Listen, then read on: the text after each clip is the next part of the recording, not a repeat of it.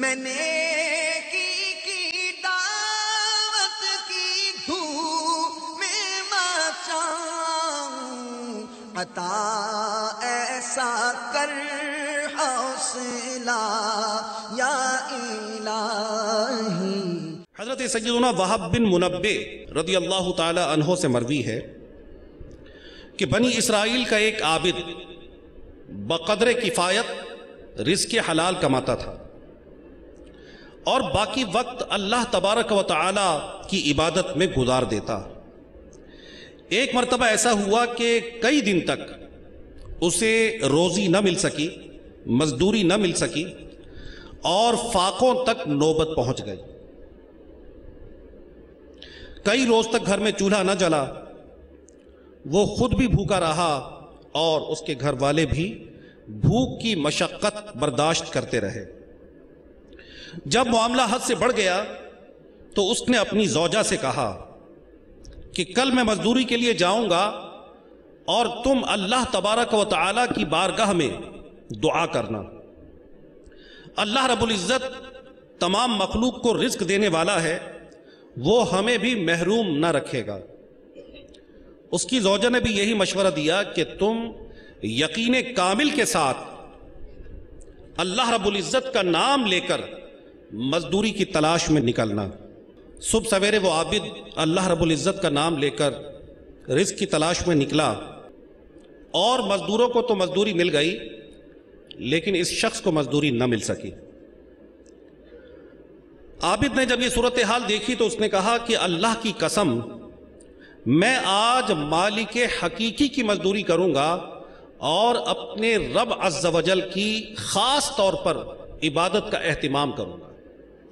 چنانچہ فرماتے ہیں کہ وہ دریا پر آیا اور اس نے وضو کیا اور وضو کرنے کے بعد نوافل پڑھنا شروع کر دیے۔ سارے دن رکوع اور سجود کر کے اللہ رب العزت کی عبادت میں اس نے اپنے وقت کو گزار دیا۔ شام کو جب گھر پہنچا اور اس کی زوجہ نے پوچھا کیا کسی کے ہاں تمہیں مزدوری ملی، تو اس نے جواب دیا کہ میں نے آج بہت کریم مالک کے ہاں مزدوری کی ہے اور اس نے وعدہ فرمایا ہے کہ وہ میری مزدوری کا بہت اچھا بدلہ عطا فرمائے گا۔ دوسری صبح دوبارہ یہ عابد مزدوروں کی صف میں کھڑا ہو گیا اور سب کو کوئی نہ کوئی لے کر جاتا رہا اور کسی نے اس کی طرف توجہ نہ کی۔ اس نے اپنے دل میں آج بھی کہا کہ خدا کی قسم آج پھر میں اپنے مالک حقیقی کی مزدوری کروں گا۔ وہ پھر دریا پر آیا، وضو کیا اور خشوع و خضوع کے ساتھ عبادت کرنے لگا۔ سارا دن رکوع و سجود کر کے رب کائنات کو یاد کرتا رہا۔ شام کو جب گھر پہنچا تو اس کی زوجہ نے اسے خالی ہاتھ دیکھا تو کہنے لگی آج کیا ہوا؟ اس نے جواباً کہا کہ آج پھر میں نے اسی مالک کے ہاں مزدوری کی ہے، وہ بڑا کریم ہے اور اس نے مجھ سے وعدہ کر رکھا ہے کہ مجھے اس مزدوری کا اچھا بدلہ دے گا۔ میری اجرت اس مالک کے ہاں جمع ہو رہی ہے۔ اب فاقوں کی ماری زوجہ نے اس سے جھگڑتے ہوئے کہا کہ یہاں کئی دن سے فاقے ہو رہے ہیں، بچوں کی حالت دیکھی نہیں جا رہی اور ہم میں سے کسی نے بھی کئی دنوں سے ایک لقمہ تک نہیں کھایا۔ تم جس مالک کے ہاں مزدوری کر رہے ہو اس نے تمہیں آج بھی اجرت نہیں دی، اس طرح گزارا کیسے ہوگا؟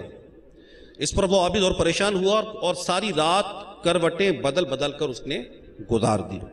اگلے دن پھر وہ اللہ رب العزت کی آس پر، رب کائنات کے بھروسے پر، رب کائنات کی ذات پر توکل کرتا ہوا مزدوری کی تلاش میں جب اس مقام پر پہنچا کہ جس مقام پر اور مزدور بھی اپنی مزدوری کی تلاش میں آئے ہوتے ہیں، تو اسے اس دن بھی یعنی تیسرے دن بھی اسے مزدوری نہ ملی۔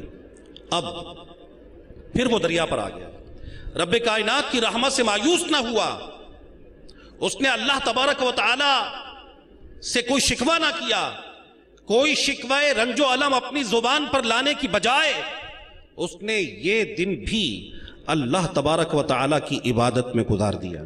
جب شام ہوئی تو اس نے دیکھا کہ رزق کا کوئی سلسلہ ابھی تک نظر نہیں آ رہا۔ اب وہ پریشان ہو گیا اور سوچنے لگا کہ گھر جا کر بیوی بچوں کو کیا جواب دوں گا. پھر اس کے یقین نے اسے، جو رب کائنات کی ذات پر بھروسہ تھا، اس یقین نے اس کی ڈھارس بندھائی اور اس نے کہا کہ جس پاک رب کی تو عبادت کرتا ہے وہ تجھے مایوس نہ فرمائے گا.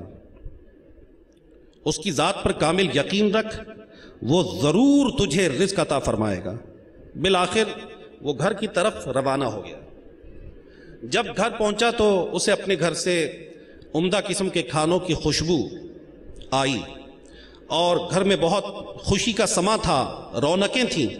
اس نے دروازہ کھٹکھٹایا تو اس کی زوجہ نے دروازہ کھولا اور وہ بہت خوش تھی اور اپنے شوہر کو دیکھتے ہی کہنے لگی، جس مالک کے ہاں تم نے مزدوری کی ہے وہ تو واقعی بہت بڑا کریم ہے.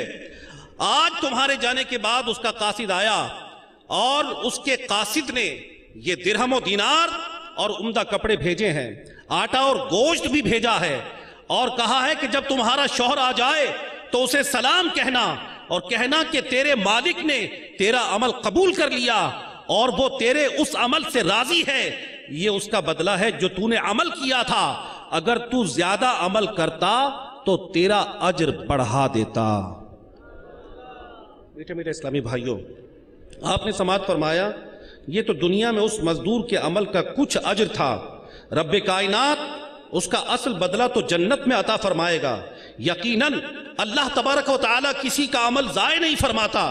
اس حکایت سے ہمیں یہ بھی درس ملتا ہے کہ چاہے خوشی کے ایام ہوں یا تنگ دستی کا عالم ہو، ہر حال میں اللہ رب العزت کا شکر ادا کرنا چاہیے. میں نے کی دعوت کی دھوم میں مچاؤں، عطا ایسا کر حوصلہ